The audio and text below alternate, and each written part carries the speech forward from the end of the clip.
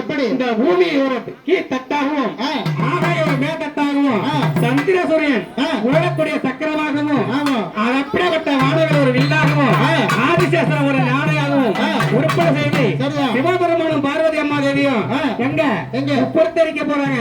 பார்த்தா சிவபெருமான் என்ன பண்ணாங்க, முருகப்பெருமானை கூப்பிட்டு தப்பா முருகா முருகா நானும் தந்தையாக இருக்க பார்வதி தேவியும் உலகத்துக்கு சென்று உட்படுத்தரிக்க போறோம். ஆமா இந்த கைலாயத்துல வர வரையும் நீதான் பாதுகாப்பு செய்யணும். ஆமா அப்படின்ட்டு முருகன் மட்டும் முருகனை மட்டும் சொல்லிட்டு போயிட்டாங்க. சரிதான். விநாயகப் பெருமானை கண்டுக்கல.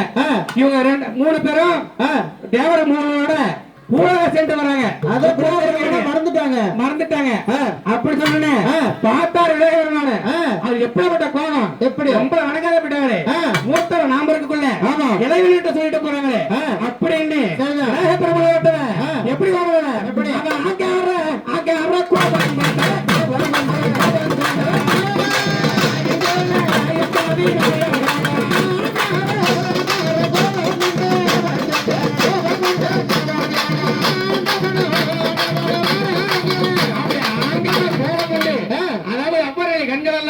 செவ்வரை ஒளிபரக்க பார்த்தார் விநாயகப் பெருமான்.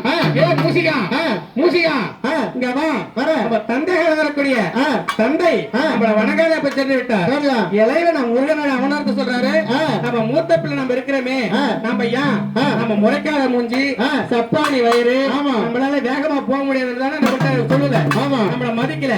அப்படி என்ன பண்ணு மூசிக பாகத்தை கூட்ட அவர் போற கடை வெட்டி அடையலாமா?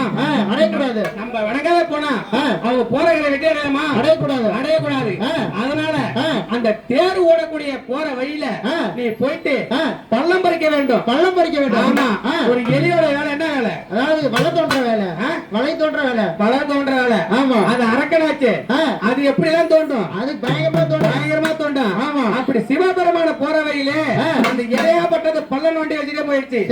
பார்த்தா அந்த தேர் ஓடுது பாரு, அந்த தேர் அந்த பள்ளத்துல சிக்குடரா போச்சு. ஆமா அத 4 வகை பிரிஞ்சு போச்சு.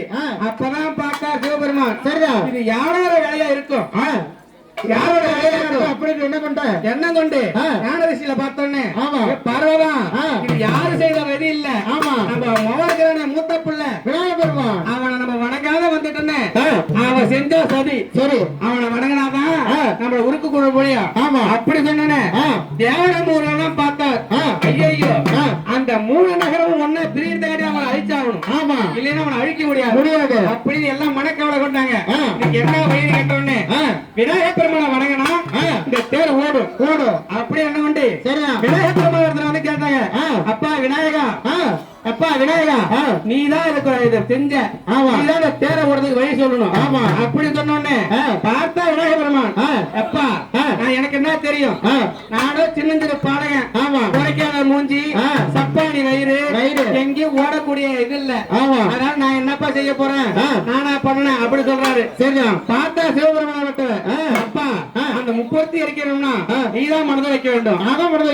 ஆமா நீ இல்ல விநாயகர். ஆமா விநாயகப் பெருமான் அப்படி சொன்ன உடனே பார்த்தா சரி உனக்கு என்ன கொடுத்தா அந்த தேரணி ஓட செய்வேன், என்ன கொடுத்தா ஓட செய்வேன் அப்படி கேட்ட உடனே சரிதான். பார்த்தார் விநாயகப் பெருமானாகப்பட்டவர், அதாவது 3 கண்ணு உள்ள உயிரை எனக்கு படி கொடுக்க வேண்டும், முக்கமில்ல உயிரை எனக்கு படி கொடுக்க வேண்டும் அப்படி சொன்ன உடனே பார்த்தா பார்வதி அம்மாகப்பட்டவர், ஆனா பாவி சண்டாளா புரசல காவ கொடுத்துட்டு உனக்கு படி கொடுத்துட்டு இந்த பூலகத்தை இருக்கலாமா? இருக்க முடியாது. இந்த தேர்தல போனா என்ன போகல என்ன அந்த அசுரனை அழித்தா என்ன அழிக்கல என்ன? சரிதான். நம்ம எப்படி வருங்க இவன பாவி நல்ல பாவி படிகாரா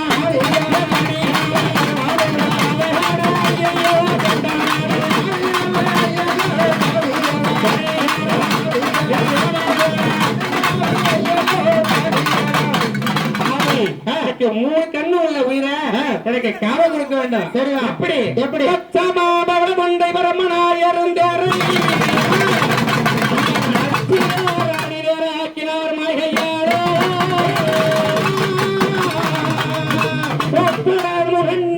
படி கொடுத்தானா அது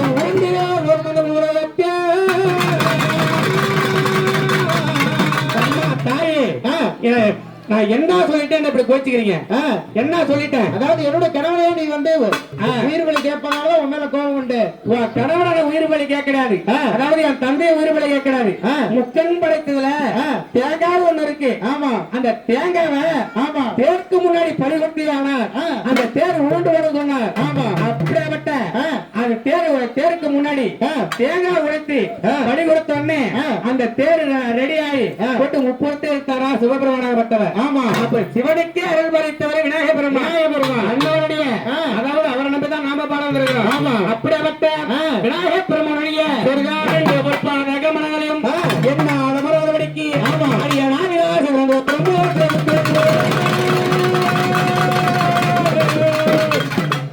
கணபதியே சுவாமி கணபதியே கணபதியே கணபதியே